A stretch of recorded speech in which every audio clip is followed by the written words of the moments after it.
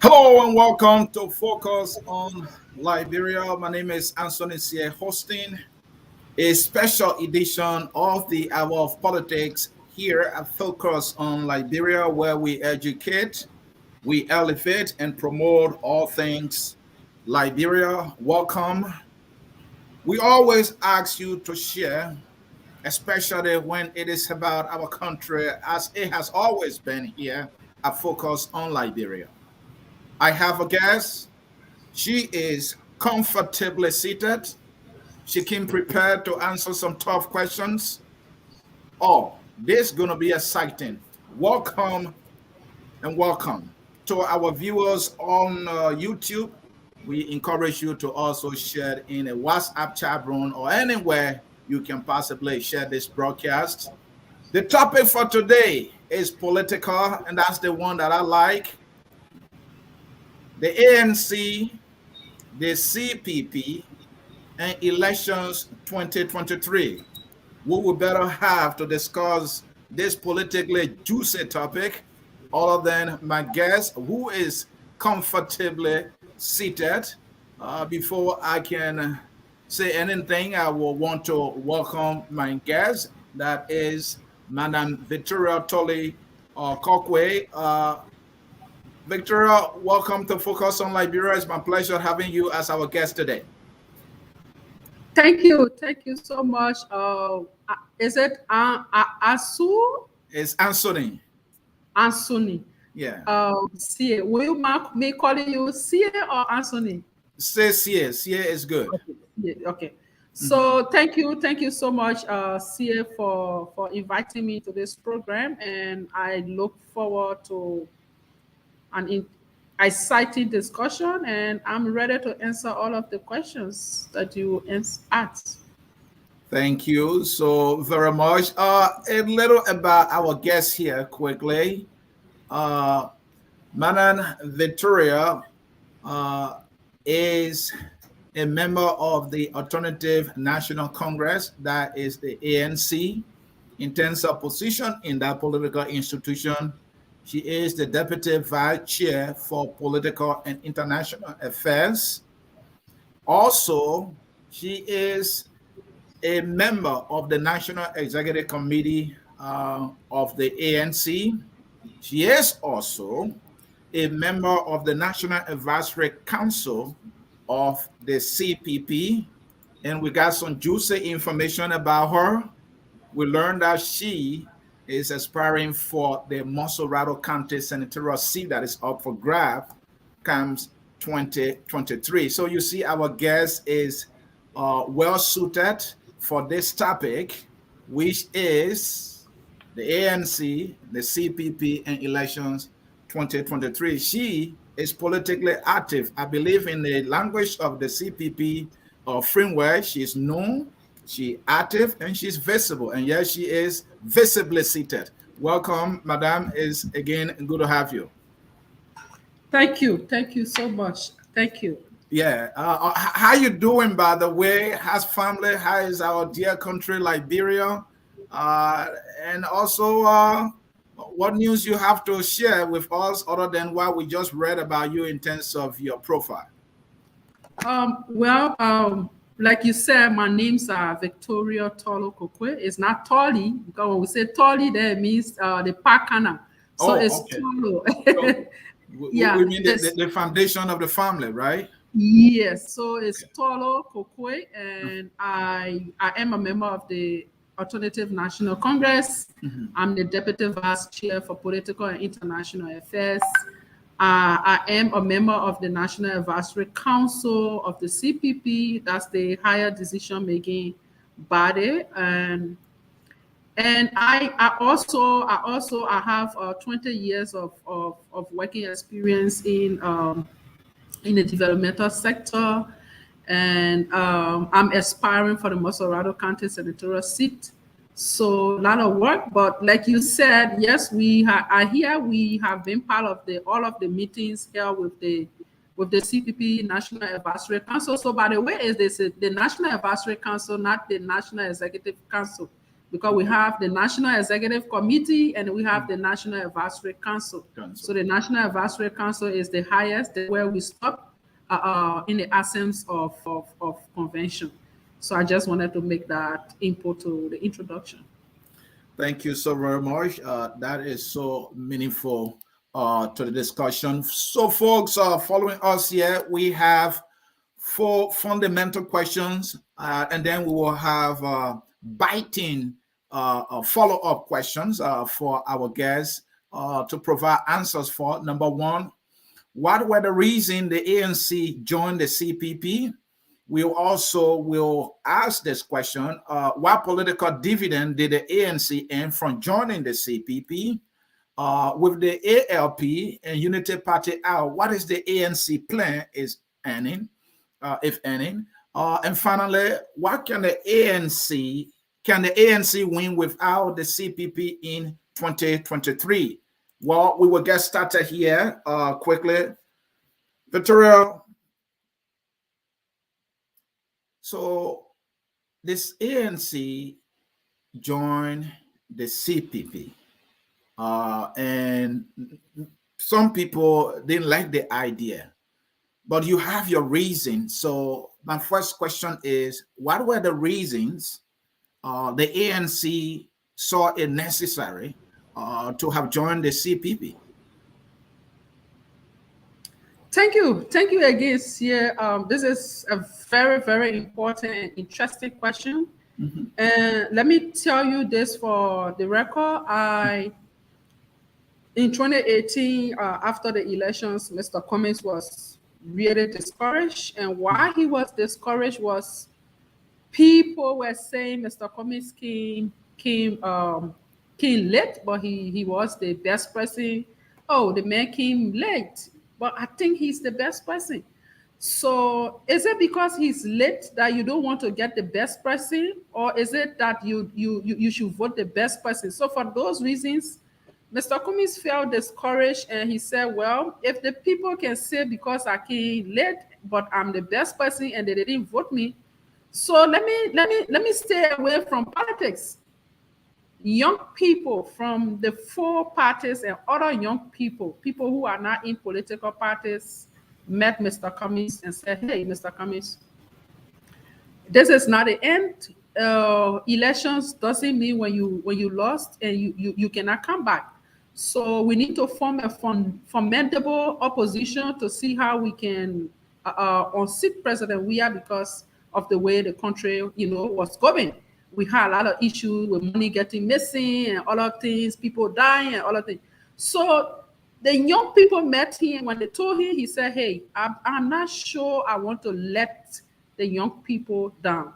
So I'm going to accept. But how can you accept? He came back to us as a party to discuss this with us. And we said, hey, we were going to discuss this with you to encourage you to get back in the race, because we believe in you and we believe that you can make the difference. And this is how all about the CPP, ANC going to the CPP started. And when this is how everything started. So the young people met Mr. Cummings and encouraged him and said, we cannot do this thing we alone. We have to come together as opposition, make a formidable team, and then go into the race. This is how the CPP came about. Madam Koiquah, what you just gave me is how it all started. My question was, what were the ANC as a political party reasons?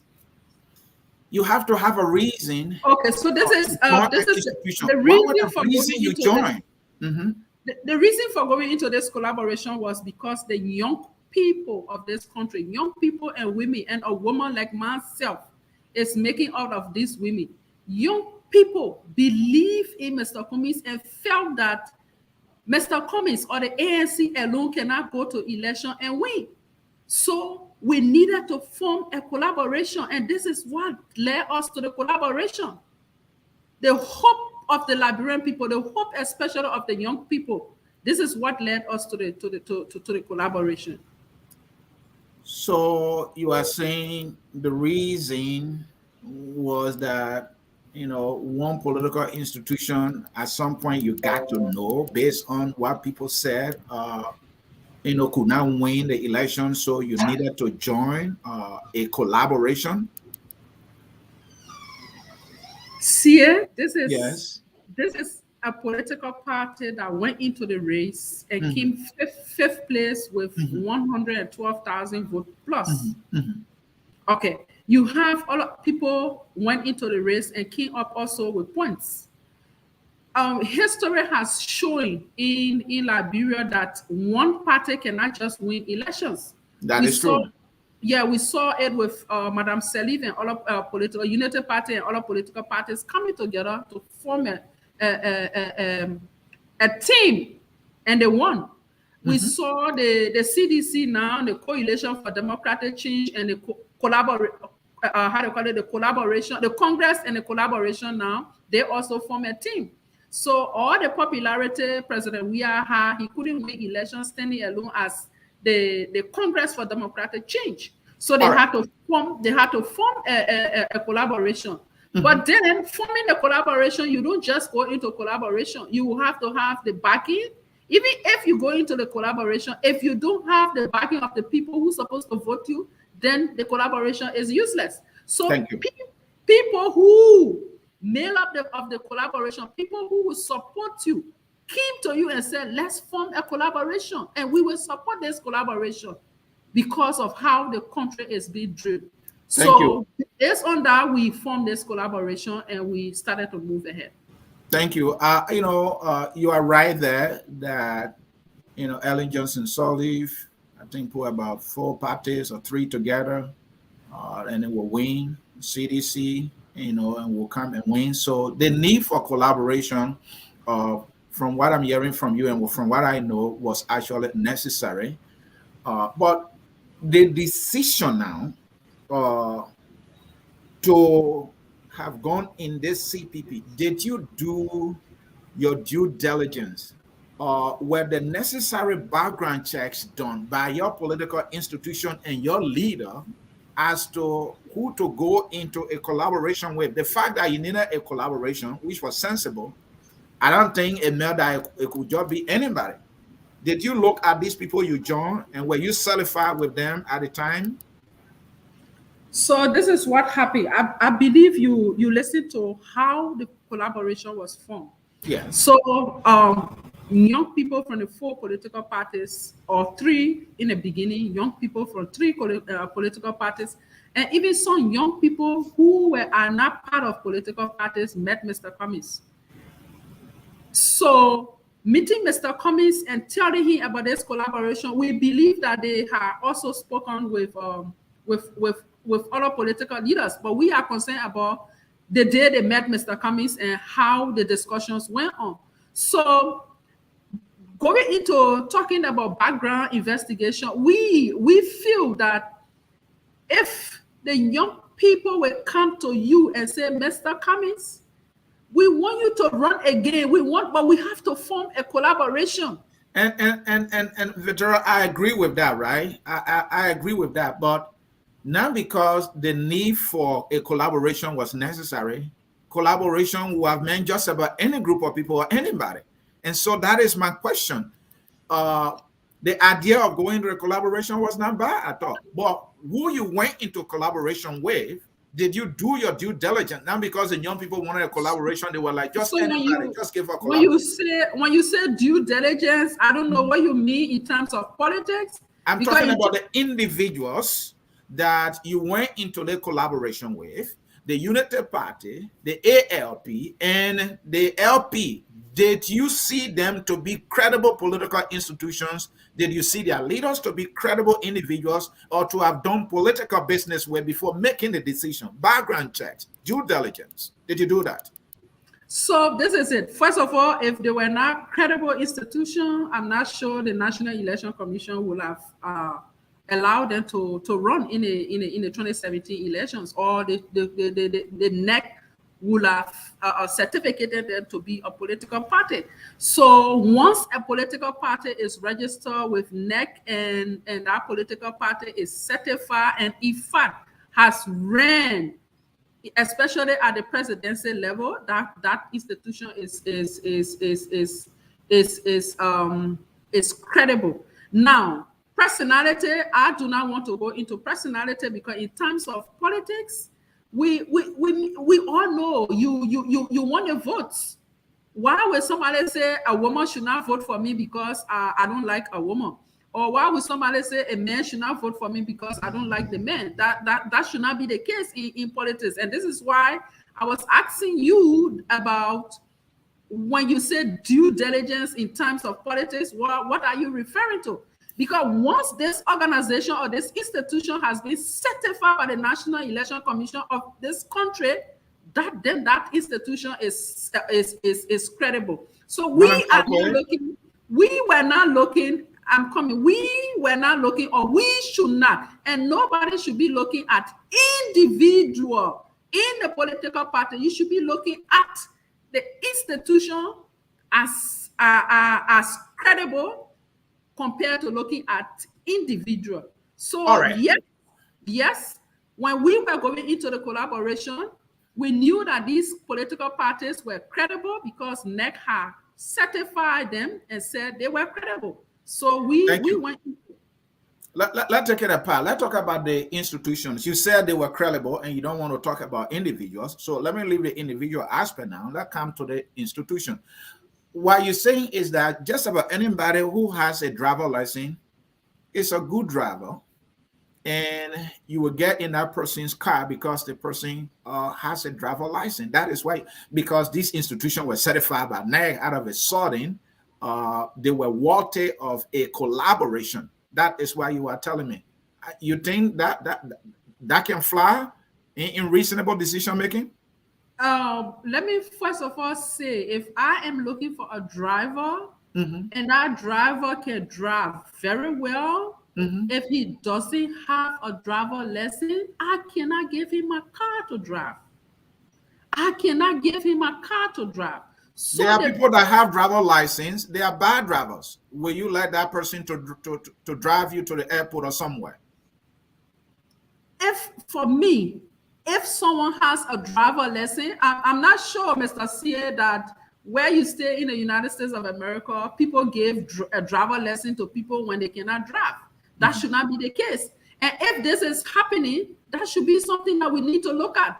So my prerequisite to giving a driver a job is the driver lessons. When you have the driver lessons, the other ones will come. Then we can try the other side. Then I can say, okay, drive me from here. But before I know that you can drive, you have to have your driver lesson. Then I can tell you now, okay, drive me from here to Pinsville. And then you drive me from, then I said, drive me from here to Rawatsfield. You drive me from here to Buchanan. You drive me from. But you have to take it step by step. The first prerequisite to driving is your driver lessons. So the ALP as a political party, in your words, was credible, remains credible, so has been the Unity Party. When you say credibility, you are talking about everything, madam. So the Unity Party has been a credible political institution. The ALP has been. You don't want to talk about individuals. Well, yeah, that's the business. In politics, when Cummings wins, should he win? If he wins, when he wins, he's going to win. All right, he will have to appoint people from these political parties. He has to do background checks. So the idea that you don't have to do individuals and check them out, I don't think. No, let's get this thing straight. We have to put this in context. Let's get this thing straight. Your question is, did you do due diligence? And you say yes. I ask you, what do you mean by due diligence? In terms did you look at the parties? Were they credible? The individuals leading those parties, did you look at their record? Were they credible? Were they credible? So my prerequisite to say that this political party is credible is through the National Election Commission record. To say, is this party credible? The first thing is the National Election Commission of this country has certified them, so they are credible. All right, now, I will leave it at that. Now, I know, but let's come to this now with the example you gave about the driver lesson. It also applies. You are sitting outside of this political party. You are not sitting in that political party. So once you get into a collaboration, you begin to know people one by one. You don't just sit outside and know everybody inside.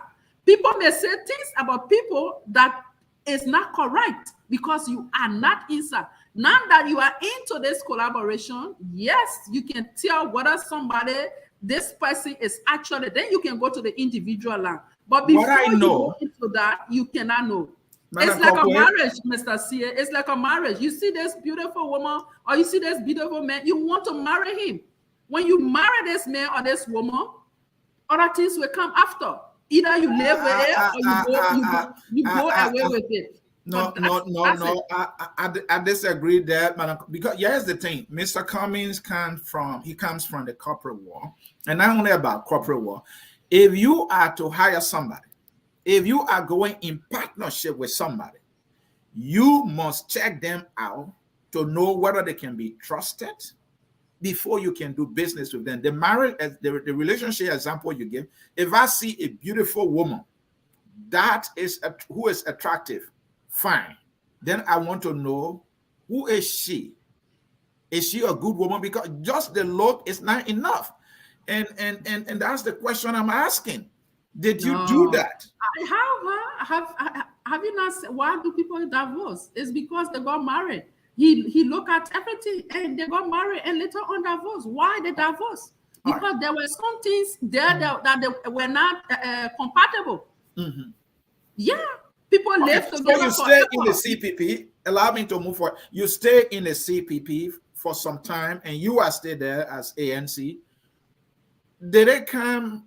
Was there a time you saw some early warnings for which you needed to get out? Did you see anything that suggested to you that the marriage will not work, and yet you stay in? Did you see any warning signs at some point? First of all, let me just tell you that I am one of those who was for and is for. There were some of our colleagues who opposed to this collaboration, that let's build our party. And I was one of those campaigning on the table, telling people that yes, let's go into this collaboration. And then later on, we begin to understand that people were doing other things.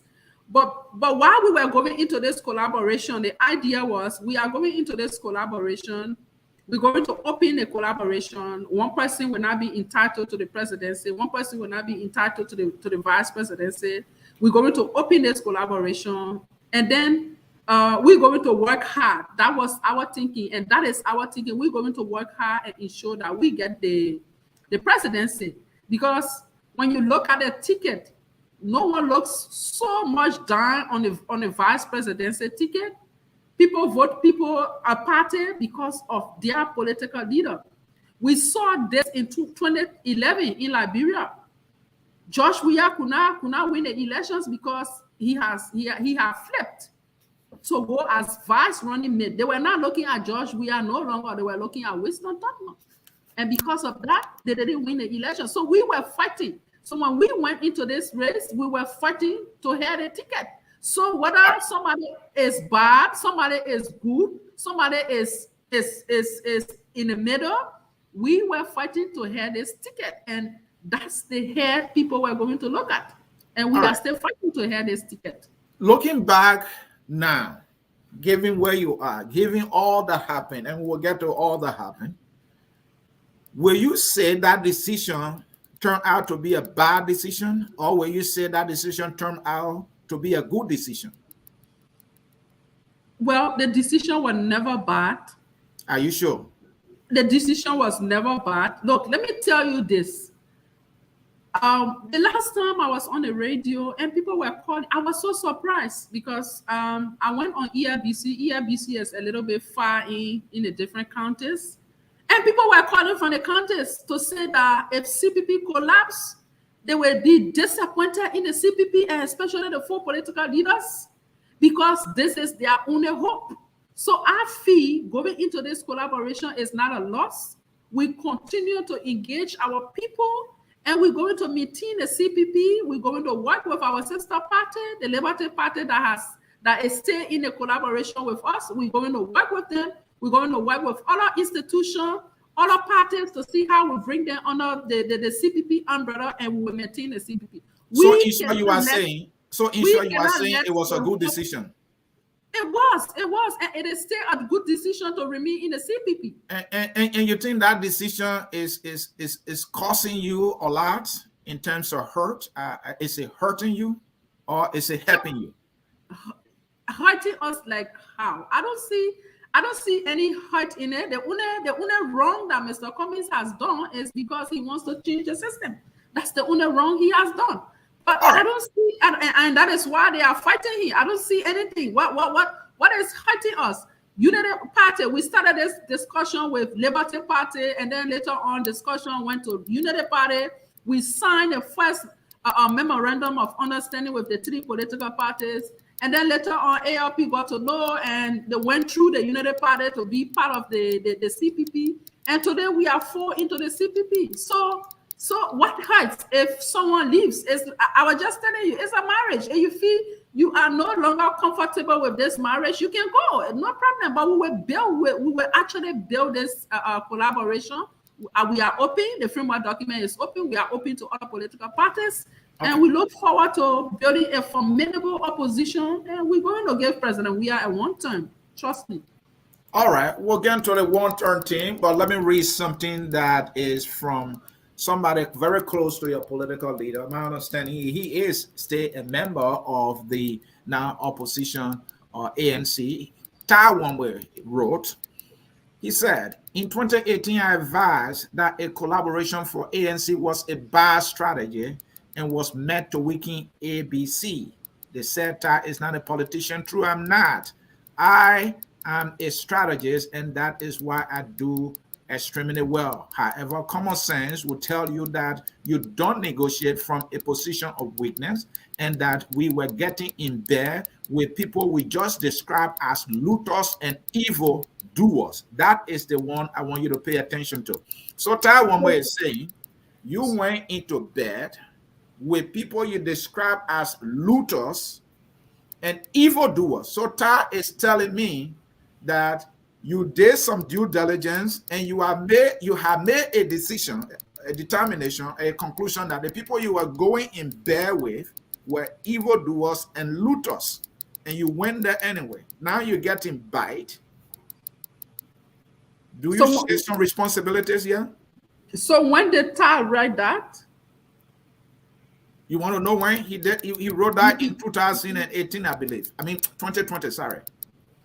So why he didn't write that in 2018 when we started all this? Why didn't he write that in 2019 when we started? That's what he's saying. He said, I told them in 2018. He said, I advised in 2018 going into a collaboration would be a bad idea.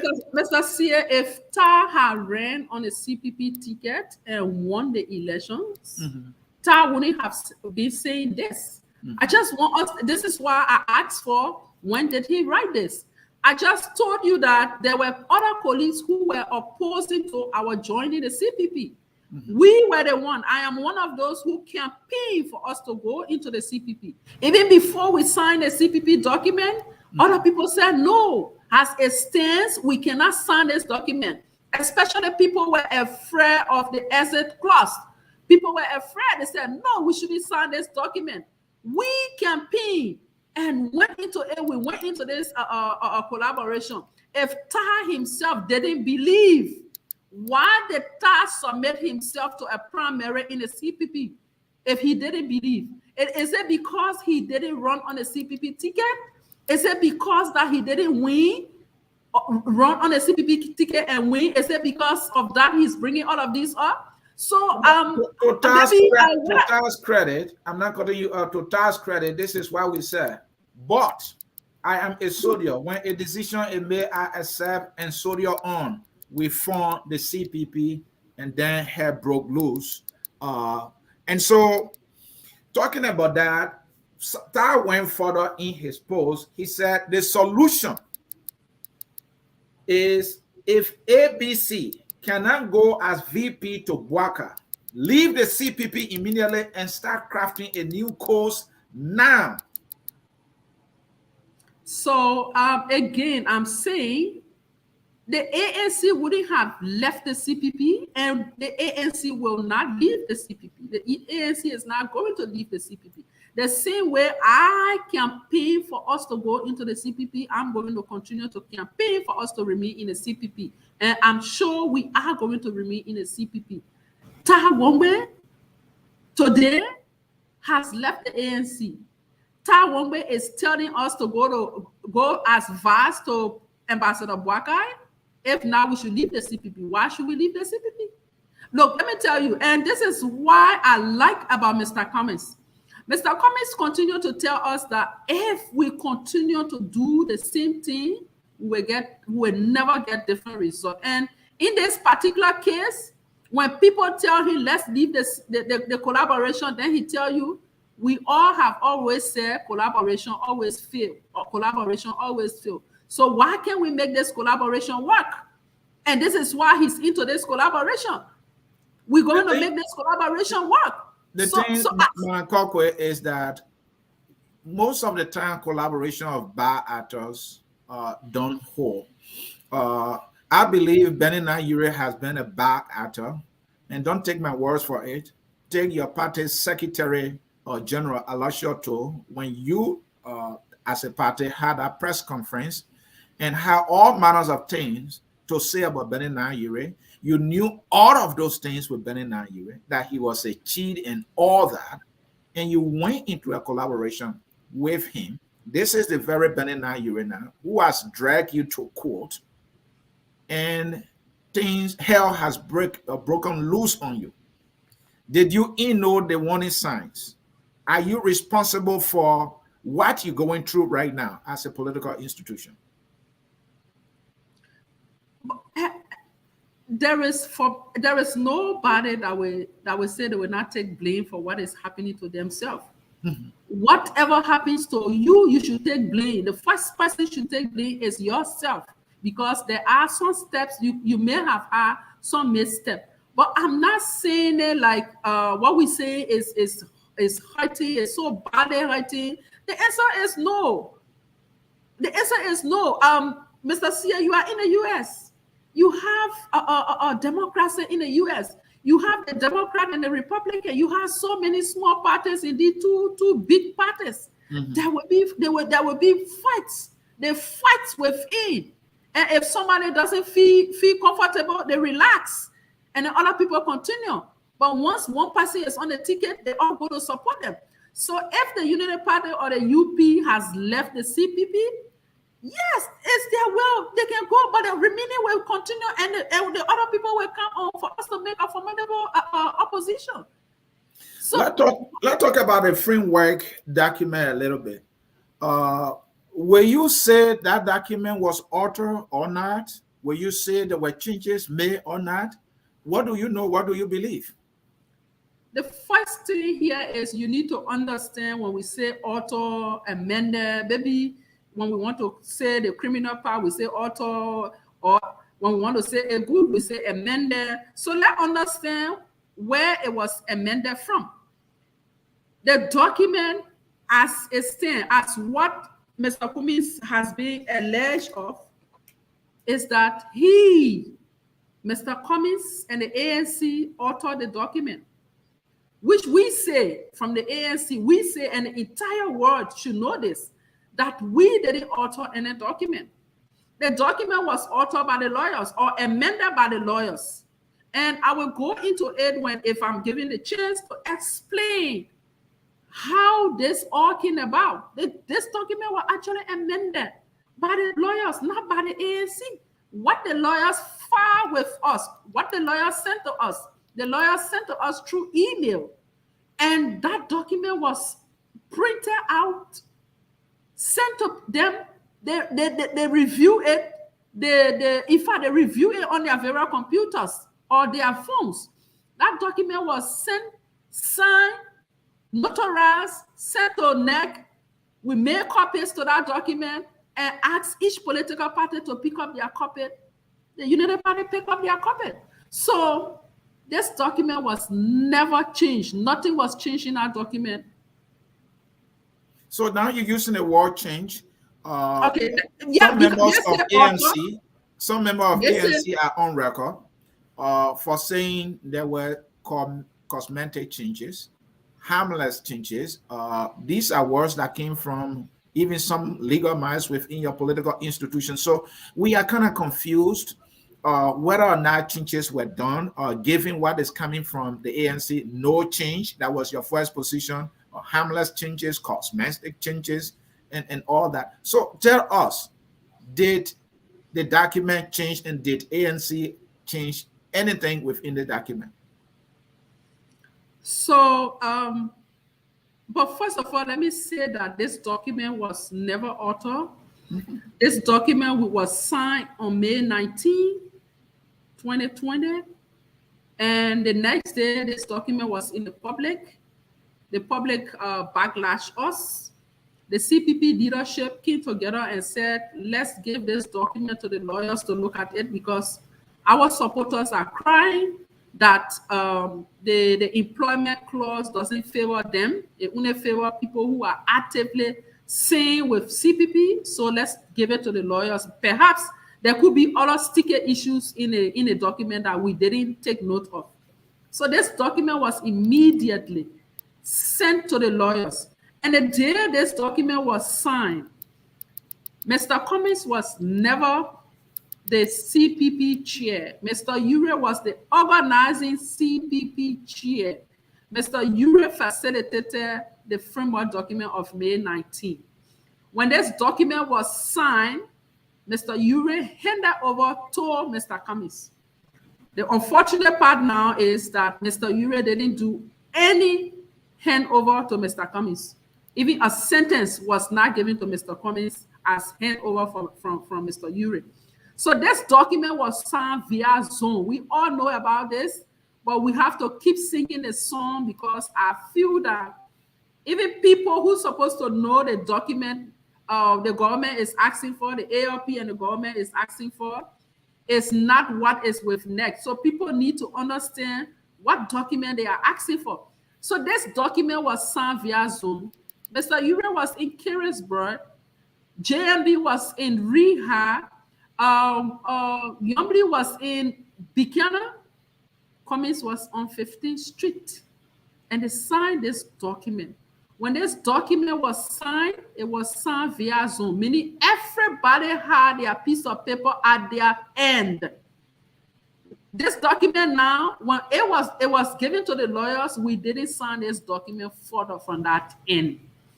When the lawyers look at this document, they came up with issues that we needed to pay attention to. And this document was presented to us at the Liberty Party's headquarters. We look at this document, and then we agreed to that document. And I remember vividly, Mr. Ure was the first to say, this is fair enough. Let's move ahead. All right. And he turned to Mr. Cummings and said, Alex, what do you think? Mr. Cummings said, fair enough. So this document was given to the lawyers. It is the lawyers that amended this document and forwarded this document to us. And then, Mr. C, people, the reason why you people are here and helping us, and people need to listen to us to say this thing over and over, sing this song. Some other people will say, oh, we have heard this, but other people have not heard it. Some people will say, we have heard it, but other people have heard it, but have not understood what actually happened. So when this document was filed with ANC and ANC sent to the NEC, ANC was certificated. CPP was certificated. The entire leadership of the CPP went to NEC for the certification. And then at that time, the ALP didn't know that they didn't sign a second document. According to them, only the first document they signed. And they signed fully that document. And stay on the issue whether or not there was change to the document. The ANC, through Mr. Cummings, released a statement when your backs were against the wall. to tell Liberians whether or not the document changes were made to it. Mr. Cummings on his Facebook page released a statement. In that statement, he wrote, despite strong sentiments of feeling provoked, often alone and without choice but to fight back for their and my high-end reputation, and given the fact that the ANC and I did alter the framework agreement, but acted honorably. I want you to mark that. Let me read it. The ANC and I did alter the framework document, but acted honorably in registering the CPP. Now, Mr. Cummings will walk that back and come back to say, and given the fact that the ANC and I did not alter the framework document, but acted honorably in registering the CPP. Let's talk about that. You being accused, serious accusation. You wrote a statement to say, I don't know if it intended or to say I did not. And the statement that came on Facebook, on a Facebook page was, we did alter the document, but we did so honorably. Few minutes later, he changed it. That is a kind of mistake you don't want to make. Some people think that when he spoke first, he meant to say, we altered the document and we did so honorably. And that his handler said, no, you can't do that. We already told the people we didn't change anything. How dare you do that? So he had to change it. What is the true story here? So Mr. Sear, it's funny. But Mr. Sear, I want to ask you though, before I answer the question, I want to ask you. Please do. Have you ever called a he, she? Like for example, you want to say Victoria is she and you say he. Have you ever done so? Plus that, I have made a lot of mistakes. I can say that I'm a man of many mistakes. I know that. Okay. No, I'm just saying. I'm just saying this because if somebody says, the same question was asked me, and it continues to be asked. Why did Mr. Cummings post on his Facebook page, and then less than 3 minutes he took it down? It's like I was writing and I made a mistake. I crossed it and wrote the writing. So Mr. Cummings, it was on Mr. Cummings' Facebook page. We are not denying that. He took it down to rectify it. It was not because somebody told him that we already told them. Everybody can make mistakes. You can call somebody, even on a show, you can call somebody a woman he or a male she. You could write a document, and then you cross to write the writing. So I don't see that as issue that people holding and pulling. So you go there now and see that he admitted that he altered the framework document. He made a mistake. Even when you are writing today. And let me get Dennis on record here. He sent me a text. He wanted to write about. He misspelled about, and he sent me a correct one to say I meant to say about. So am I going to take the first one he wrote? I was the first to say to you, I've made a lot of mistakes in writing. No question about that. But when you look at the content, when somebody say, but when the person transition, he say, the ANC and I did alter the document, but. So he started with the negative. Look, listen now. He started with a negative. They said, look, this is not good, but we all made mistake. And if you look at the content, some people believe that he actually meant to say, look, we changed it, but we did so honorably. Yeah, please put the text up. Let's see. Yeah, let's see. You want me to go to the first one? So yes, the first one. No, the first one. No, I'm not the second one. This first one. Yeah, this is the first one he posted. No, I did not. This is the second one.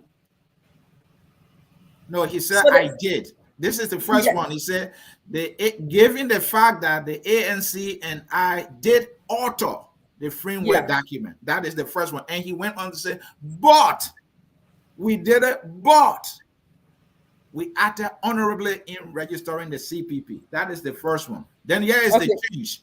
You understand? And given the fact that the ANC and I did not alter the framework document, but did so honorably. And, you know, if you look at that, it's somehow double negative. Did not, but. Yeah, but you're going into grammar. I thought there was something wrong with that. You're going into grammar. The fact remains is that we didn't alter the framework document.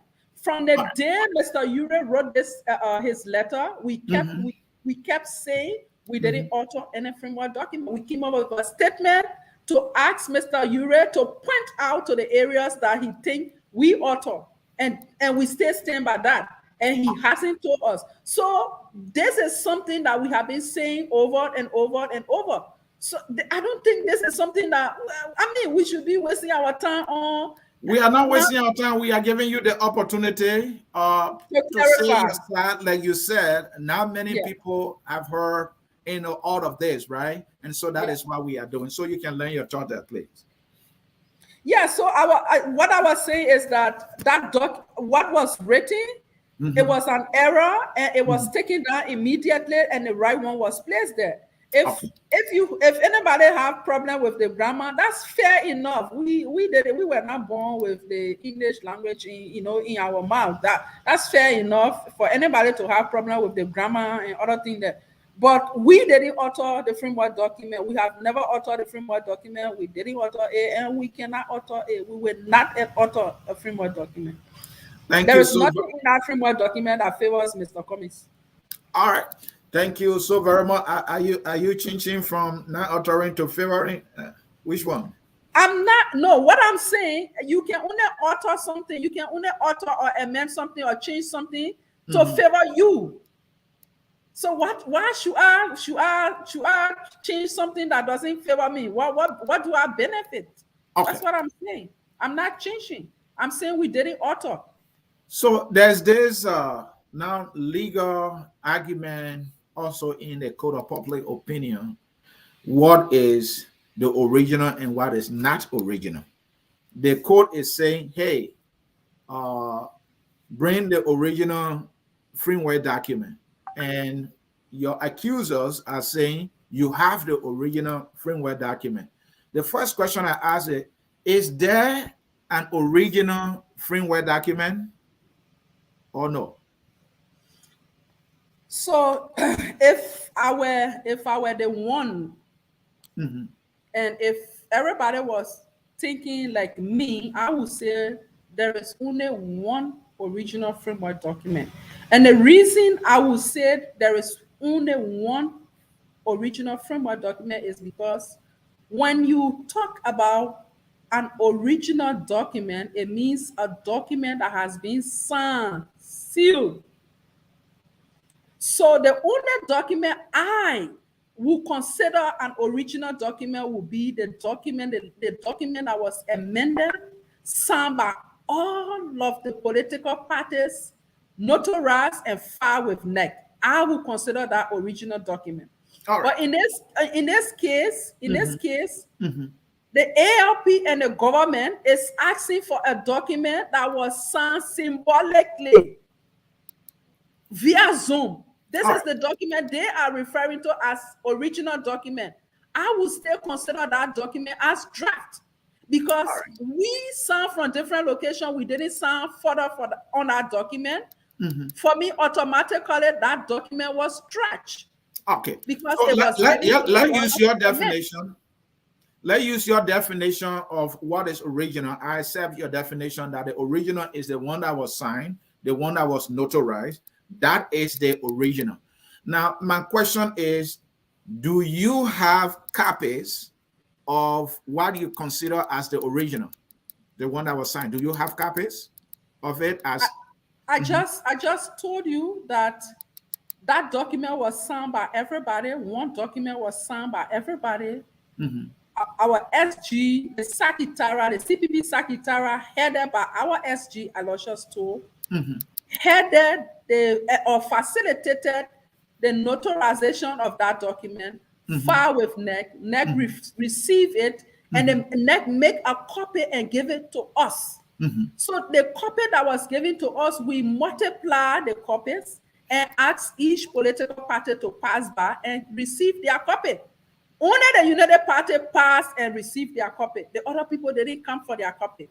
However, Senator Lawrence's tenure, she asked for a copy of the original framework document. So we consider that document as the original framework document. We submitted the document that was filed with NEC to the chairperson at the time. So yes, every political party has a copy. And now they are asking for original copy. If at that time they were asking for the same document as original copy, but they wanted original copy. So then my question is, what do you mean by original copy? We cannot, NEC can never give the original copy to us. No, we are using your definition of originality of the original document. You said you had copies, and that your Secretary General communicated, ANC Secretary General communicated with the other political parties to come and get their copy each. And you are saying that, did they all do that? You know that for a fact? Did they all get their copies? As per record, the Unity Party passed by and collected their copy. Okay. And yes. and so has Mr. Cummings now been able to submit what is now what you know to be original with the court? I think I heard something is that true? Not the one they are asking for, but why you consider as original? Did you submit it to the court? Mr. C.A., they were specific. They were specific to the document they wanted. They said they made 19 document, and there where the lies are. They said they made 19. I get that. What they asking for, you say you don't have it. And we don't have it. What you have is the one that was notarized and filed with NEC, and you said that you had copy for each of them. And I'm asking you, even though that is not what the court is asking for, they have you give the one that you have. That this is what I have and not what they're asking for. Did you do that? They have that copy. If they have that copy, they have that copy. But they are not asking for that document. That's what I'm saying. The document they are asking for, we don't have it. Okay. We don't have it. All right. Then let us make progress here.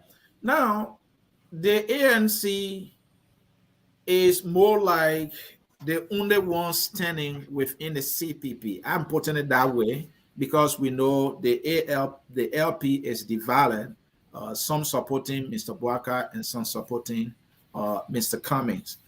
My question here is, based on these accusations that the ANC is infiltrating these political parties and trying to destroy them, and this is one of the reasons why you people are where you are now. For example, the last time I saw Mr. Cummings welcoming people from ALP, and there are people we know in the LP that supported Mr. Cummings. Some, if I'm not mistaken, who have also joined. My question is, did Mr. Cummings do anything that contribute to the chaos? Some people believe his infiltration of other political party is a problem. Do you share that? No, Mr. Cummings didn't do anything. So he could only recruit within the collaboration and not outside of the collaboration. I thought you people were already together. Why are you taking your friends members? No, but Mr. Sia, we have to be fair in this discussion. I'm asking tough questions. I'm ready to answer the tough question, but we have to be fair in the discussion. You asking questions like today, the court, what I witnessed in the court today, questions that were asked in the court today. I'm just, and that's why I'm laughing. So this is it though. When we started this collaboration, right? We had no framework document. And you had Larry Yankwe coming to the ANC. You have Thomas Goshua coming to the ANC. The Unity Party have problems with that. They say, oh, we have just started this collaboration, but other people leaving our party and going, and you people are accepting. So we don't. The collaboration will not be good when people are fishing other people. We came together. We say, okay, we cannot stop. I cannot stop Victoria from leaving the ANC to go to Unity Party when she feels what she came for. You are not doing the things she came to see happen. She can go. She's free to go. But hey, before she goes to the United Party, the United Party should sit with the ANC and understand why Victoria is leaving. If Victoria should remain, then we should encourage her to remain. And if she should go, she should go. Because it is the same CPP. The only thing, we should not allow our partisans leaving the CPP to go elsewhere. We agree on that. And we decided we're not going to accept anybody now who wants to come. Mr. Ure sue, Mr. Ure and the ALP sue Mr. Cummings and the ANC. Now, people who were not satisfied and who believe in the truth from the ALP decided to leave. And in fact, when ALP had announced their exit from the CPP, and you call that fishing in another political party? And this is the reason why I said, let's be fair with the discussion, because the way you ask the question, sometimes people only listen to the question and they begin to talk, they will not listen to the response. So let's ask the question, let's be fair with the question, the way we ask them. So the ALP, let me answer your question now directly. The ALP, we didn't go into the ALP to fishing. The ALP left the CPP, and other people who in the ALP felt that the CPP is their hope. They are not going to leave the CPP. You can carry your party, but we are going to remain with the CPP through the ANC, because you cannot join the CPP as an individual. You have to join the CPP through an institution. And they felt they could join the ANC so that they remain in the CPP. That's what happened. So what else would somebody want to classify as confusion Mr. Cummings is bringing to the party? And watch and see, there will be more coming. There will be more coming, because the truth, we are standing on the truth, and based on us standing on the truth, you will have more coming to the ANC to remain in the CPP, or going to the Liberty Party to remain in the CPP, or telling other political parties, say, let's go to the CPP because we believe in the truth. Madam Koiquah, did you at some point get any reason enough to leave the CPP? For example, we heard the ANC complaining these people are not paying their dues, but yet you stay in there. And if you look in the CPP framework document, it reads yet that for withdrawal, a constituent party desiring to withdraw from the CPP shall first exhaust the dispute resolution mechanism stipulated within the framework document. The question I want to ask is that the Unity Party and the ALP left according to them. You think that is done legally? Did they actually leave, constitutionally speaking or legally speaking, or based on the CPP framework document? Will you consider their announcement as legal, just that we're leaving the voter the left and that's it? Mr. Sier, let the people go. Even if it is not done legally, they should go. So it's like your website, I want you again, I'm going. You say, when you sign a divorce paper, you will not go. Let them go while we go through the other processes. Let them go. We are talking legality here. What is not done legally is not done at all. So your website, I do not want to stay with you anymore. I'm going. I want you again. I put it in for divorce. Then you tell the woman, say, when I sign a divorce paper, or when we sign a divorce paper, you will not leave this house. Is that what you want us to do? The answer is no. So why we and let me tell you this, I will be campaigning on this again. I will be campaigning that the remaining parties in the CPP let go the people. Don't follow them. Just leave them. But also, I'm not saying NEC should not do their work. If NEC sees the framework document and see that this document should apply to parties leaving the CPP, then it should apply. If a partisan sees that this document should apply, then it should apply. But I would say, let's leave it, let's deal the trouble, let them go. Let's have other people join the CPP. The danger here is that if it is not done legally, based on your framework document, because as far as I know, the NEC maintains that the CPP framework document was filed legally and remains a legal instrument, right? So in the CPP framework document, to leave the CPP, you have to follow the process laid down within the CPP framework. If they just say, oh, we go and say, yeah, you go. They can change their mind. Listen, they can change their mind, or any of them may change their mind and come back and cause you harm, and you will be held responsible because you say, oh, just go. No, but they didn't just go, Mr. C.A. This is the standard bearer of the political party, the Unity Party, that stood up and said we are dissolved to leaving the CPP with immediate effect. And that's it. I come up today, I say, as of now, I am not a citizen of Liberia. Legally, I'm not, right? You know, the example is too far. Okay. The two scenarios are far different. This is an institution governed by the Constitution of Liberia, of course, right? These people are free to associate with whosoever they want to associate with. And I agree, but I'm saying it should be done legally. But so what is the legal means you think they should follow? Then baby, you should be talking to them and asking them to do it legally. But for me, I feel they have announced that they are gone, they are gone. Maybe the only people I would want to say they have not left would be the ARP, because the ARP communication said the EC has voted and has mandated their political leader and the chairman to withdraw the ARP from the CPP. So for me, technically, the ARP is still in the CPP. Technically, the ARP is still in the CPP because they mandated them. But this one, their standard bearer stood up and said, with immediate effect, we are leaving the CPP.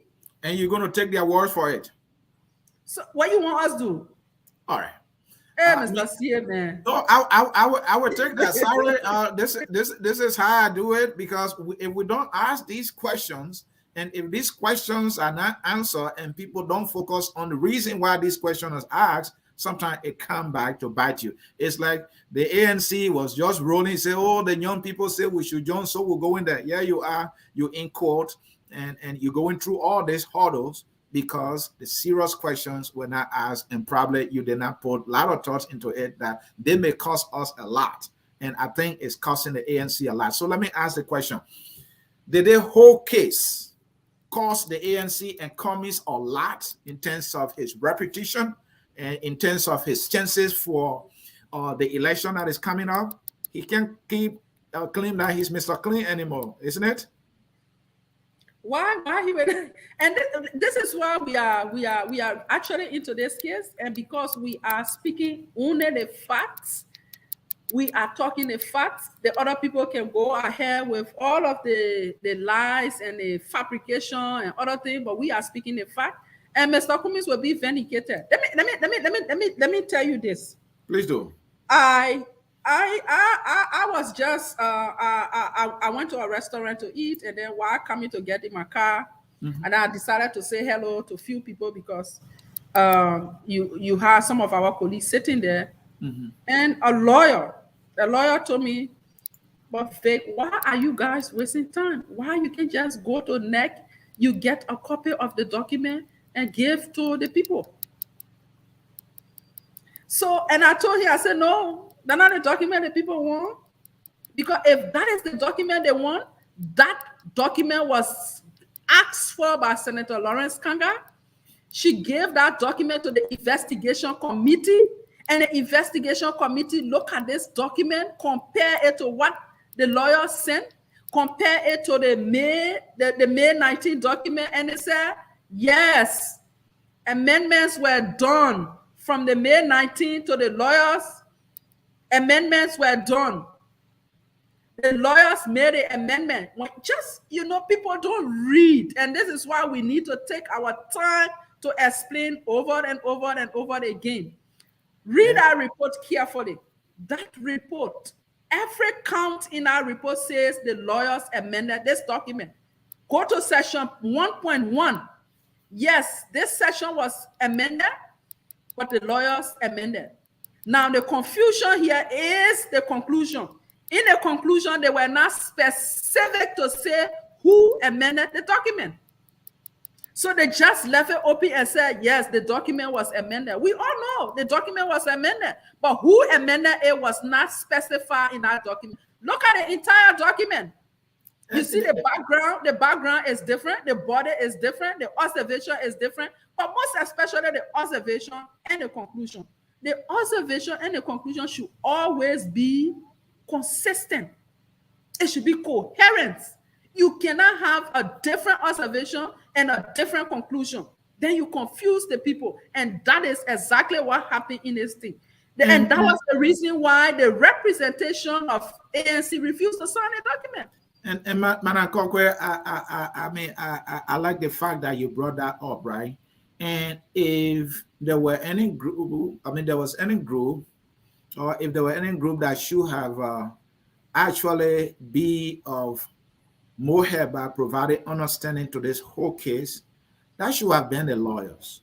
When the lawyers were asked, you have asked them as CPP, these lawyers, to do a piece of job for a political institution. But look at their letter. They say, well, this thing is politically tense. We now want to get into politics. But they were asked by political parties to do a piece of job that had to do with politics. What, in your opinion, was responsible for these lawyers not being definite to say, whoa, we made the changes to this document, and what you see there is actually the work we've done? What stopped them from saying it, if at all, they the one made the changes? Why you think they didn't own up to the changes that you are saying that they made and not the ANC? What stopped them? So they have their reason, but this is what I would say about that letter. And Mr. CA, it is unfortunate that we are having this situation, and we all understand the fact. And luckily, I have been, I attended all of the National Advisory Council meetings. So we had this meeting where the report was presented to us. This report was presented to us. Mo Ali was the resource person on this committee, so he presented this document to us. When he presented this document, we saw it. Senator Delon asked Mo Ali, Mo, all the things you finished presenting, so was there any amendment? He said yes. Who did the amendment? Mo said the lawyers. Senator Delon asked this question in two different ways. He said, this next one, he said, Mo, thank you for your presentation. All the presentation you did ANC amend this document? Mo said no, the lawyers. Okay. We stopped there. But today, Senator Delon cannot say the truth. He cannot come out to say this document was never authored by the ANC. But this is one important thing I want the public to know.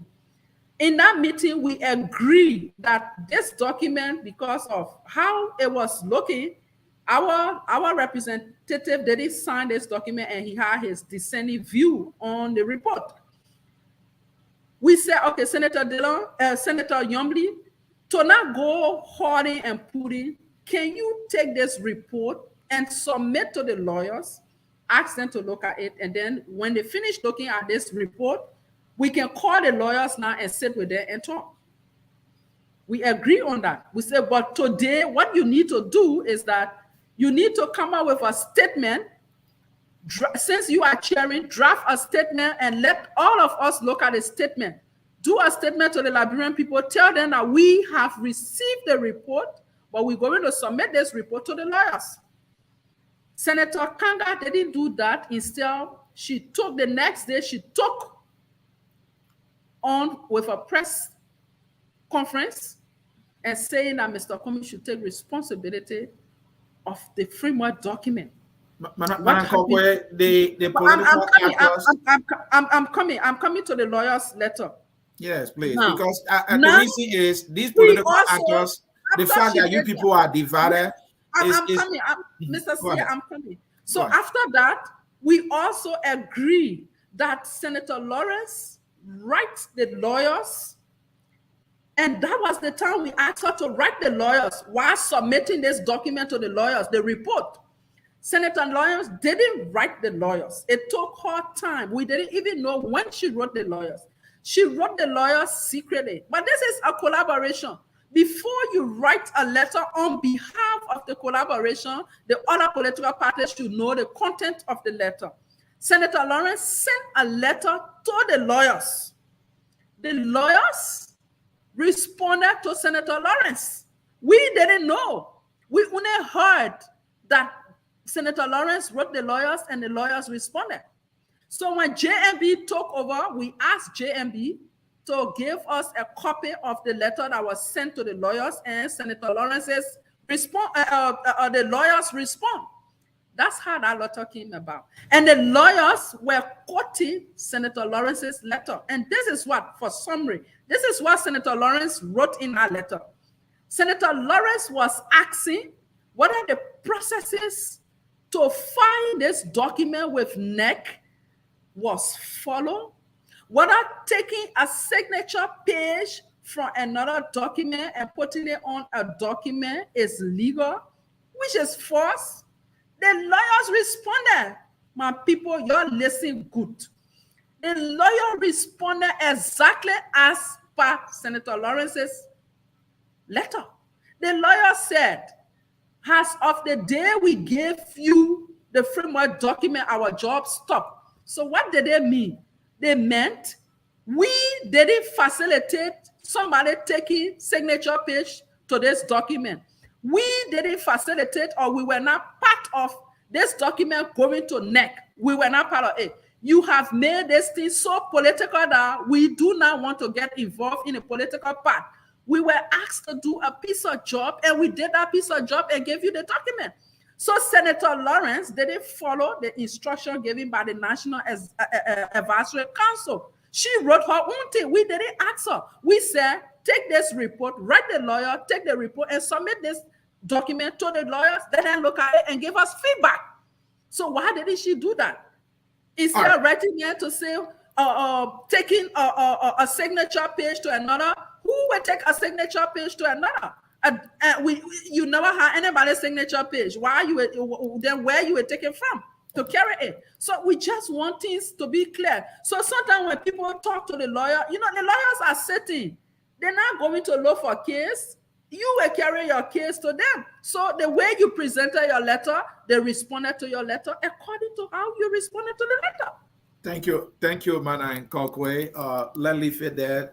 The more I try to understand this, and sometimes with the details explanation, trying to put all the pieces together, it gets a little confusing for many people. I was asking, and I thought the lawyers who have brought more understanding to this thing, but you said that they were not specifically asked about the changes that they made. The letter was asking for processes, if the process will follow, and whether or not signature page and all that. So let me leave it there and let us come to the bigger picture. So ANC is standing in the CPP, even though ANC is in court and getting prosecuted.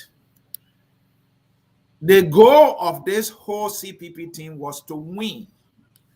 Let me show you something. Was to what? Win? Yes, that was the goal.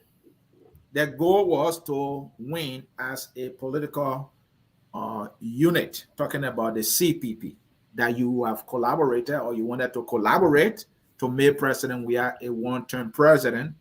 And the reason is because you were looking, you are looking at the numbers. So let's talk numbers a little bit in 2023.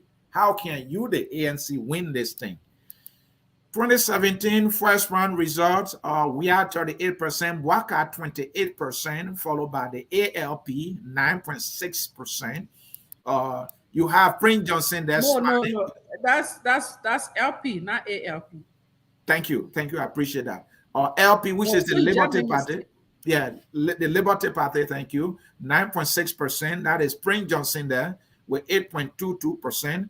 And comes Mr. Cummings 7.21%. So when you look at the numbers there, you people were a little more strategic, to give that to those who funded the CPP, right? Say, okay, Waka 28, LP 9.6, then ANC 7. We can win. That was the silver bullet. And now this thing has fallen apart. And you came fifth. You had the smallest number so far, but you will go in a collaboration with Ure, who had nothing. Where do you get your numbers from now? Now that the numbers you were counting on slipped from your hands, where would the numbers come from to win, Madam Koiquah? So, first of all, let me tell you that the ANC is a fast-growing political party, and we still growing. We got 112 vote plus according to the results of 2017. That is correct. But I think we have grown, and we also have the Liberty Party. We're going to work with other political parties. We're going to bring them on board. We are talking to a lot of political parties to bring them on board. You also have people who are sitting on the fence, who feel that the CPP is their hope, and they will be joining the CPP. So the collaboration is there. But one thing I want you to know, though, and if anybody will not believe this, then we need to call on the National Election Commission to seal up the United Party vote at the National Election Commission, and then 2023 just present it to the Liberian people as their vote. And this is what I want to say. 2017 is gone and finished.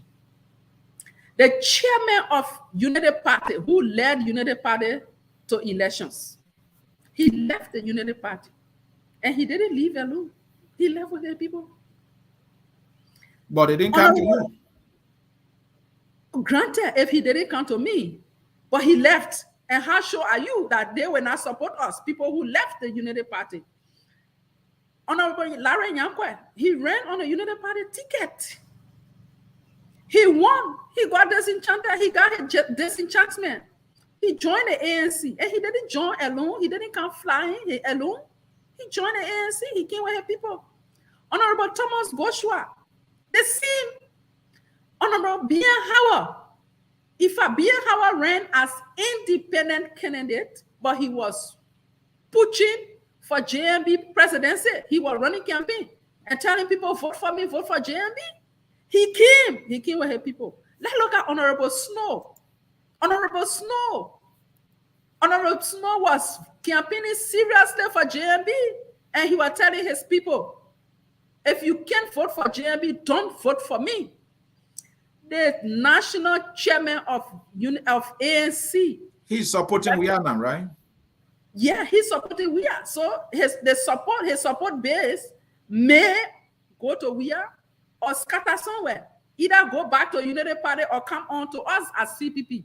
So that's something else. But let's look at the national chairman of the Alternative National Congress, Senator Daniel Nathan. Senator Nathan left the ANC because Senator Nathan won on the ANC ticket in 2014. He left the ANC and said he was going to support JMB. He felt JMB was going to win, so he was going to support JMB. He ran JMB campaign. The first round, JMB won Bapolu during the first round. The second round, Senator Nathan's wife was sick. He had to leave the country. He was not in country for the second round. JMB lost Bapolu. Today, Senator Nathan is the national chairman of the ANC. You think where those votes will be? Where are his followers? They are with the ANC. They are with the ANC. So the numbers we are talking about, and if people feel that the numbers are still there, we need to ask the National Election Commission to just keep those votes. And 2023, they just bring it forth for United Party. So those numbers, in sense, those numbers are no longer there. Those numbers are no longer there. I know most of the youth today in the ANC were supporting JMB. Most of the young people that are in ANC, in the National Youth Congress, they were supporting JMB in 2017. They are in the Youth Congress of the ANC. You have the Women Congress. Most of the women that were in Unity Party are supporting ANC. They are in the Women Congress. So this number thing, it is not because you had XYZ number yesterday and today you feel. But let me give you this typical example in recent elections in Nimba. We had an ANC candidate who was on a CPP ticket, Lawrence Sua. In 2017, when he ran, he came third. So we felt he was a good candidate to go and support. We just need a small effort to push him and he will win. But surprisingly, he came amongst one of the least. He didn't even come second or he same place third. So you cannot count on the same kind of vote and say you will use that same vote to win elections tomorrow. Thank you so very much. From what I'm hearing from you, you said the numbers are moving away from everybody else except for you. That is how I'm It is increasing, yes. It is increasing at our end. The numbers moving away from everybody except from you, and they are coming to you. No, we're comparing. No, not everybody else. Not everybody else. No, some people keeping their numbers, huh? Nobody, whether they are keeping the numbers, but no one has left the Liberty Party to join us. You sure of that? No one, to my knowledge, no one has left the Liberty Party to join us.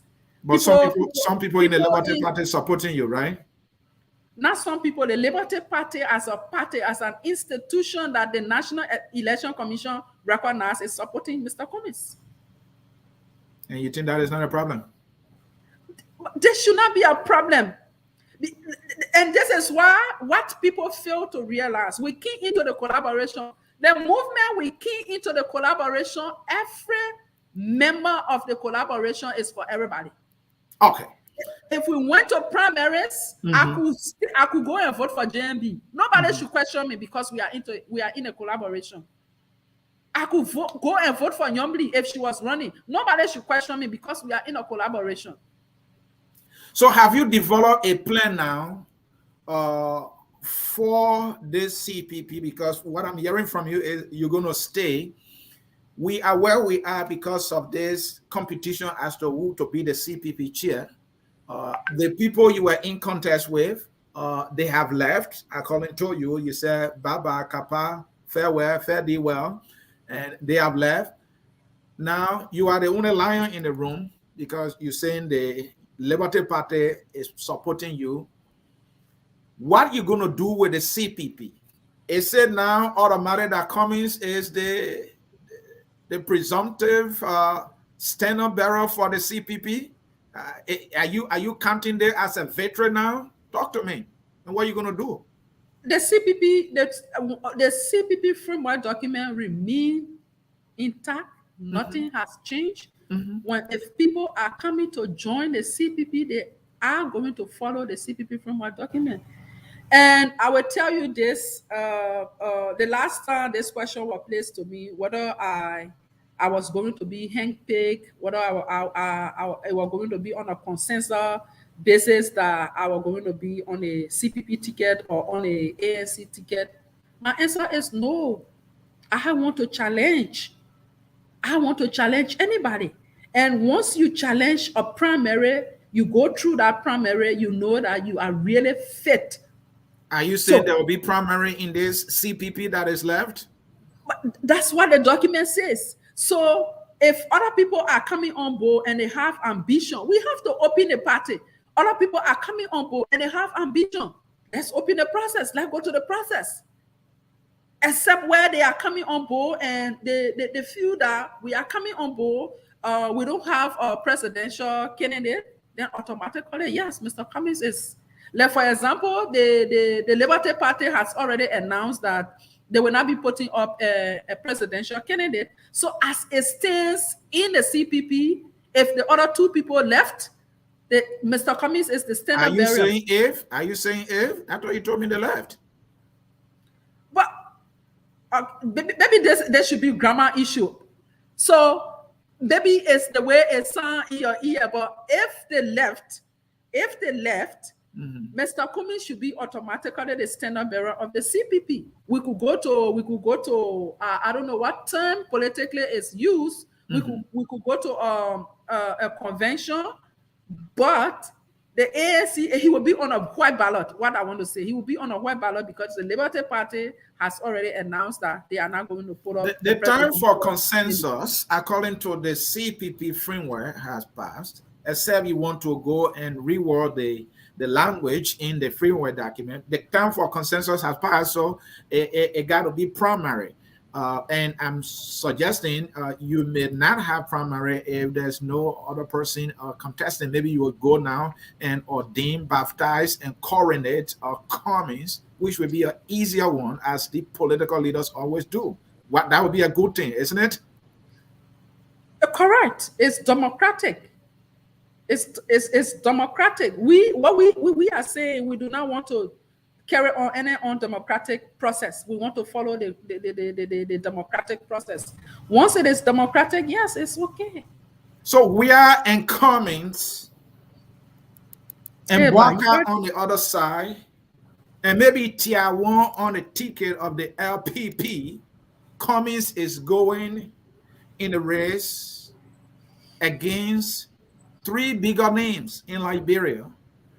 There's this narrative against him that he's a stranger in the land.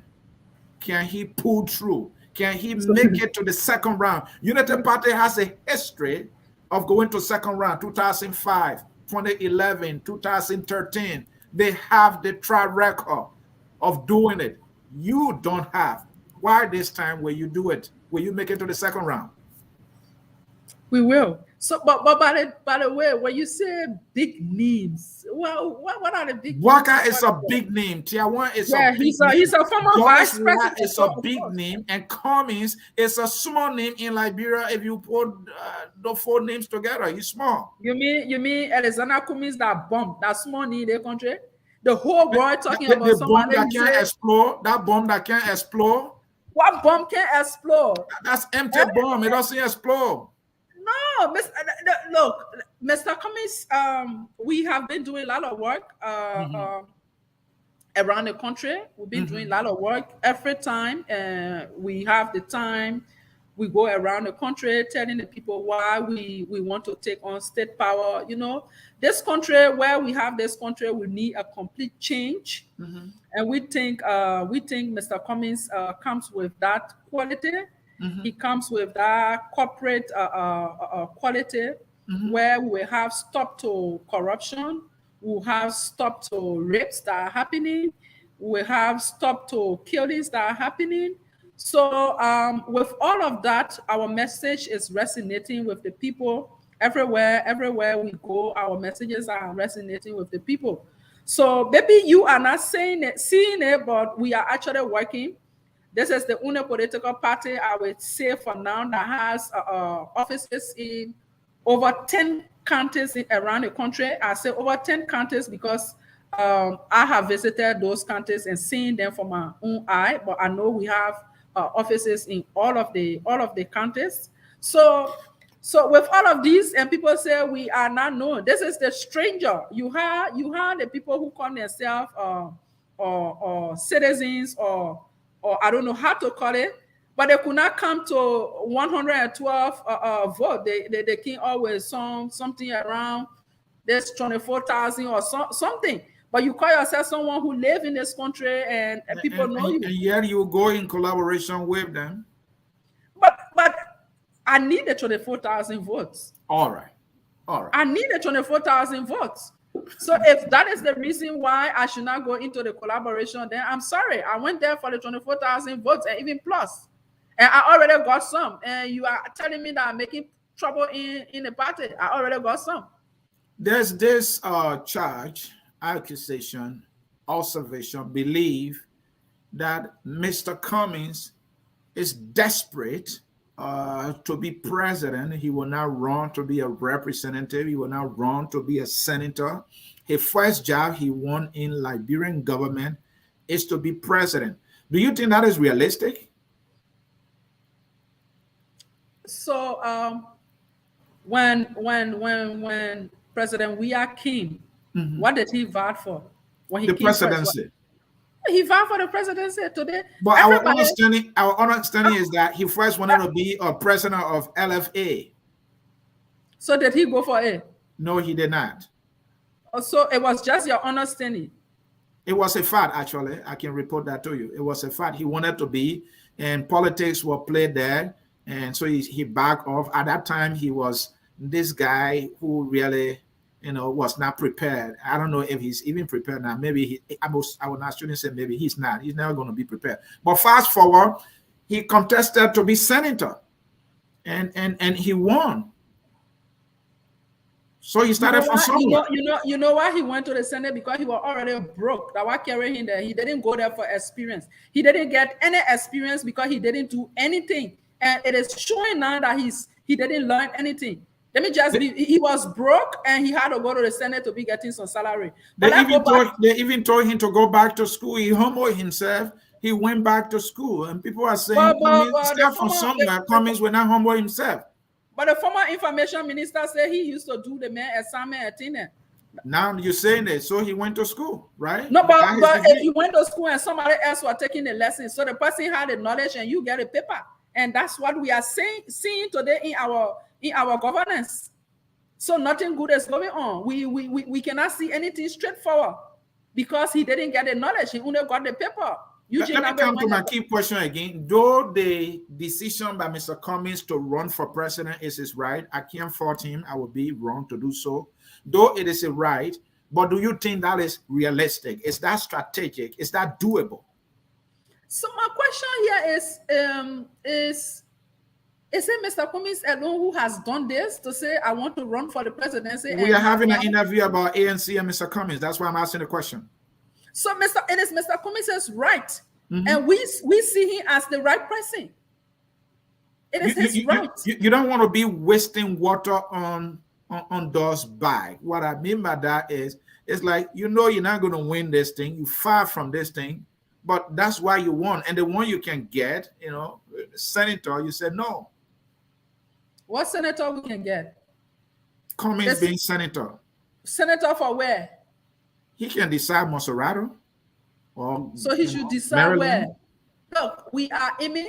The only way we can change this country, Mr. C, is through the presidency. You have to get a very good president to be able to change this country. You also need a legislature. You need good people in the legislature, and this is why in 2023 we're now going to joke with who is going to represent us at the legislature or at the upper house and the lower house. We're not going to joke with it because this country needs total change, and we think Mr. Cummings is that person who can change this country.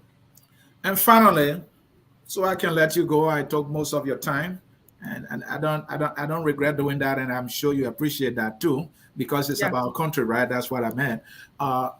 Mr. Cummings gave us somebody like Boto Cannon, ran on the ANC ticket. My understanding, I don't have the fact, but my understanding is that Mr. Cummings supported her, not only with his mouth, but with some money. And she's in the Senate today, and she has become a Bobo senator, if I can put it that way. It's a new thing now in Liberia. When you can't talk, they call you Bobo, right?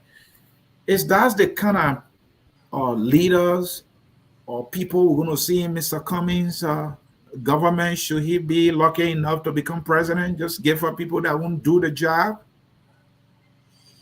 First of all, I want to tell you that Senator Boto Cannon didn't run on ANC ticket. She went independent. The reason you saw the ANC, yes, she was a member of the ANC, but when the slot of Bapolu was not given to ANC, she resigned because she felt she was the best candidate and ANC was not able to sell her to be on the CPP ticket. So she resigned from the ANC and ran independent. And the reason why we had to go to Bapolu to support her was because of what was happening to her. And we felt she was also a woman and she needed some protection. This is why, and she had no backing from any political party. And we also felt that she's our old member, Partisan. yeah, partisan, and she could come back at any time. So we needed to go there and support her. And immediately when that thing happened to her in Bapolu, we had to send our Secretary General and other people to go there. And also the Liberian women took on also to go there. The Liberian women, in fact, supported this woman throughout campaigns, throughout during the elections, and even after the elections when her votes wanted to be stolen, the Liberian women were there. So this woman was never on a ANC ticket. But let me come to, she is a bobo in the house. I see this as an affront to the women because you have these men, you have men in the house who are not saying anything. I know some lawmakers in the lower house. Since they got in the house, we have not heard them. We have not even heard them on the radio. We have not even heard them in the street. We have not heard them at all. But this is the woman who has gone there and taken her time to digest what's the happenings in the Senate. And people say she's bobo. But you got a lot of men there, right in the Senate. Maybe those men are digesting it too. So why now refer to this woman as bobo lawmaker? Why can't you refer to the men? The men you refer to all the men as bobo. So this is not an affront to her. I mean, it's about referring to any lawmaker who should be speaking and advocating for their people and not doing so. And us describing them as bobo. It's not because she's a woman. So I don't see how that is an affront. Okay, then that's fine. That's fine. But I want to say that were people there before Boto went there, and they are not speaking. So we need to talk about that. But let me tell you that Mr. Kumise's government will not be less than 60% qualified women. I'm saying will not be. We're going to stand into that. It will not be less than 60% qualified women in Mr. Kumise's government. So Mr. Kumise is not going to just... Did Cummings tell you this? Did Cummings tell you this? Or are you just saying something? I'm telling you, I'm on a campaign. I'm going to ensure that happens. And this is why... And how is that fair to we the men? How is that fair? How will we get 60% women and 40% men? That is not fair to us. So why do you have 95% men in government now and you have only 5%? And that is unfair to women. Let it be 50-50 at least. 50-50. So the 95 you have, we say we're not even going to the 95. We say we want 60%. 60%, and we're going to look for qualified. Mr. CA, we're going to look for qualified women. We're not just going to put women there. We're going to look for qualified women that will stand. Let me take for example. We are going to look for a qualified woman or a qualified man to stand in the Ministry of Gender, who will stand there for the Liberian people, who will tell the president that, Mr. President, you need to act. This child has been raped. You need to act. People are dying. You need to act. Women are being abused. You need to act. We're not going to have somebody at the Ministry of Gender who will not speak out for the people of Liberia. We will not have somebody at the Ministry of Finance who will be doing things and nobody to talk. We will not have a minister who will abuse women in the U.S. or harass women, and the president cannot act. We are not going to allow also a chairman who will stand and tell the Liberian people that his president is sleeping with all of the women he appoints, and it's still like that. We will ask Mr. Cummings to ask that chairman to resign immediately. And we are telling you this. So we will have a strong government. We will have people speaking to the president and telling the president that this is what is right and this is what's supposed to be done. Not like what is happening. You have the chairman of CDC who stood up and said, Mr. President is sleeping with all of the women he's appointing in government. Nobody is saying anything. But in recent time, the Alpha book, in as much as I do not agree also with the wordings in that book, especially the portion that talks about the first lady, in as much as I do agree with that, but that book was actually praising the first lady and denigrating Liberian women, because that book is saying the president says he married his wife because she's good in bed. That's what the book is saying. And let me tell you this, Mr. Sear, you have some group of women who went to the first lady's house to go and tell her sorry for what happened. She told them that this thing should be your flower. For me, George, that's how she said it. The recordings are on Facebook. George respects me a lot. So what did that say to the women of Liberia? That your president doesn't respect you, but for me, he respects me. And that's why he married me. And we will have a gender minister who will stand and have a press conference and because of the first lady, but cannot have a press conference of a 13-year-old child who was raped and later died. We now have a press conference for a 9-year-old child who was raped to death. We now have a press conference for children who have been torn with blade. All right. Can I speak to that? We will not have such a government. I know I can relate to those mindlessness exhibited by cruel men, raping, as young as 13, and will go to use sharp objects just for them to penetrate. I can't just believe that. But you women always accuse us men of playing man cards. But I think you are playing the woman card too. Why would general ministry always be a woman? Why men can't be general minister? Why? I just said that to you. I said we will look for a qualified man or woman at the Ministry of Gender. Right. Sometimes people say, "Oh, Mr. Kumi's government, Victoria is going to be the gender minister." Are you kidding me?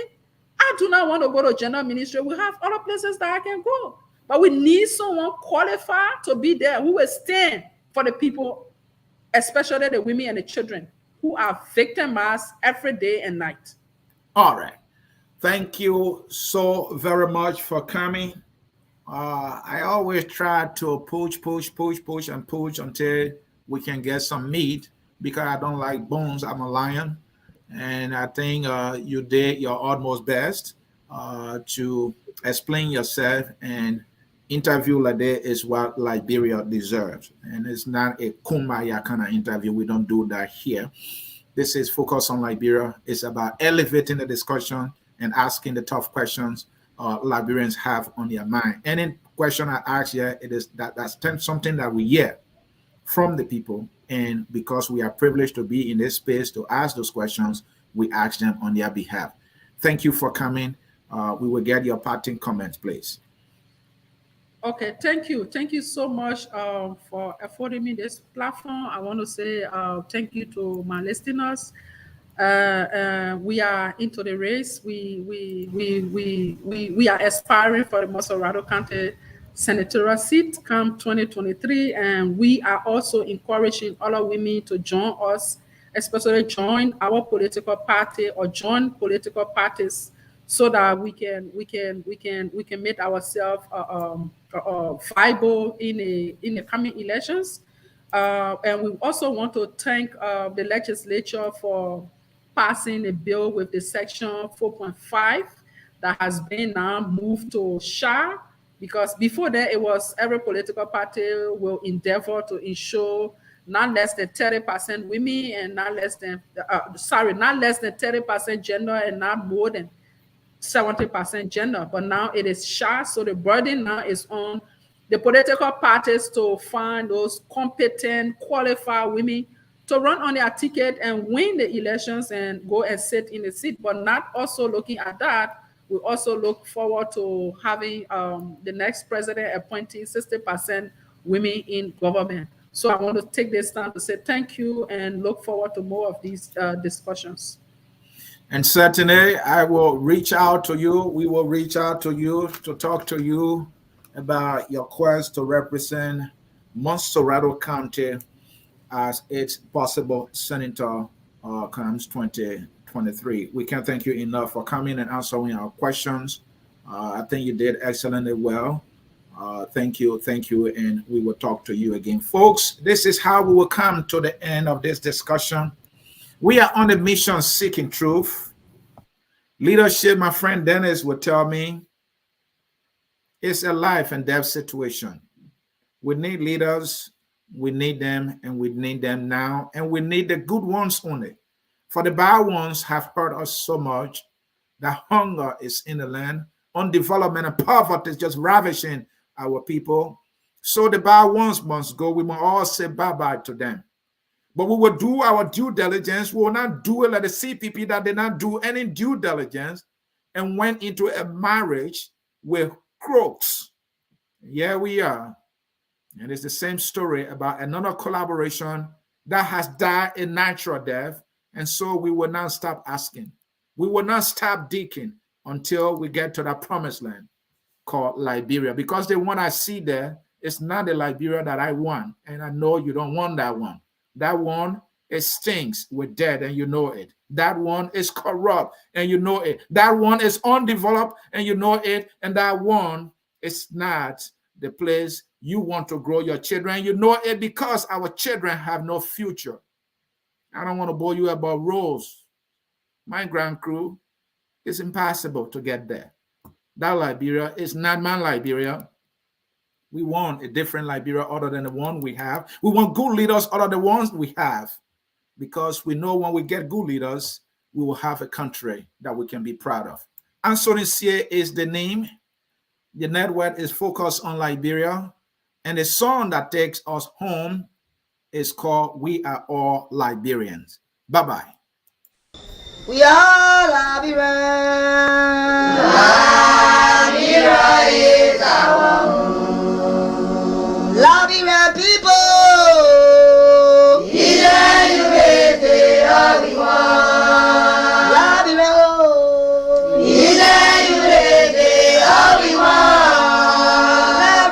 Liberia.